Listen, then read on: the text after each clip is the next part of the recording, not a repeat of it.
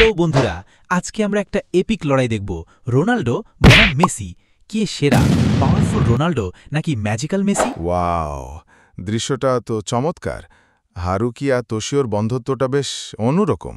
জাপানে বড় হয়েও বাংলা ভাষায় কথা বলছে। আমি বুঝতে পারছি আপনি মেসির খেলার দক্ষতা আর সৃজনশীলতার প্রশংসা করছেন। ওর খেলার ধরন সত্যিই অসাধারণ। হ্যাঁ, একদম। রোনালদোর শৃঙ্খলাপরায়ণতা আর তীব্র মনোযোগ সত্যিই অসাধারণ।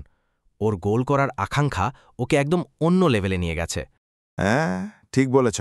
মেসি শুধু স্কোরারই নয়, ও একজন লিডারও। পুরো দলকে সঙ্গ খেলতে সাহায্য করে। ওর টিম স্পিরিটটা দারুণ। হ্যাঁ, ঠিক বলেছ।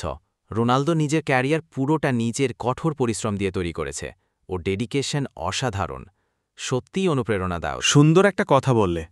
সাকুরাফুরের মতো নির্মল পরিবেশে বন্ধুত্বের জয় সত্যিই খুব মিষ্টি একটা ব্যাপার। খেলাধুলার পাশাপাশি সম্পর্কগুলো গড়ে ওঠাটা একদম ঠিক বলেছ। ফুটবলের মাঠে হার জিত তো আছেই, কিন্তু আসল মজা তখনই যখন খেলোয়াড়রা একে অপরের প্রতি সম্মান বজায় রাখে আর বন্ধুত্বের বন্ধন তৈরি করে। খেলার মাঠে ওই মনোভাবই খেলাটাকে আরও সুন্দর করে তোলে।